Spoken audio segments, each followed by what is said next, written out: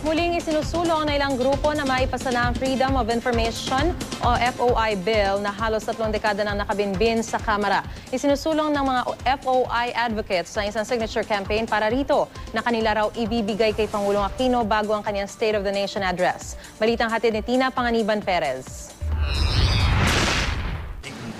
1987, inihain ni Noy Camarines Sur Representative Raul Roco ang unang Freedom of Information Bill o FOI. Lumipas na ang 27 taon pero hindi pa rin ito nagiging batas. Magagamit sana ito ng publiko para humingi ng impormasyon at dokumento sa anumang proyekto o transaksyon sa gobyerno. Paniwala ni Senator Grace Poe, kung naipasa na raw ito noon, hindi raw sana lalala ang pork barrel scam. Nakabinbin pa ang panukala sa Kamara pero lusot na sa Senado.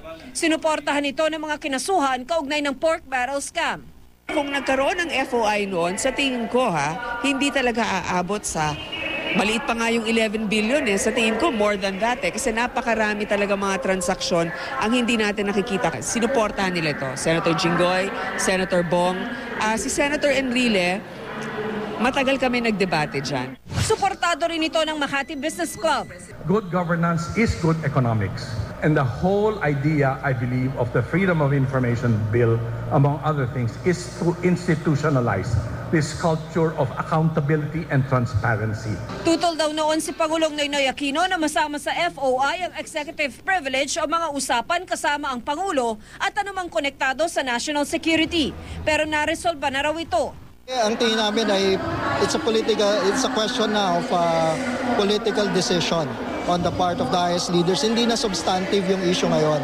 Kung hindi, is there political will to really pass this under this administration? Kaya ang Right to Know, Right Now Coalition na binubuo ng 150 organisasyon nagsasagawa ng signature campaign sa iba't ibang lugar sa bansa at online. Kasama sa mga pumirma ang ilang mambabatas. Isasama ng grupo ang mga pirma sa isang sulat na ipapadala nila sa Pangulo bago ang kanyang State of the Nation address. Tina Panganiban Perez, GMA News.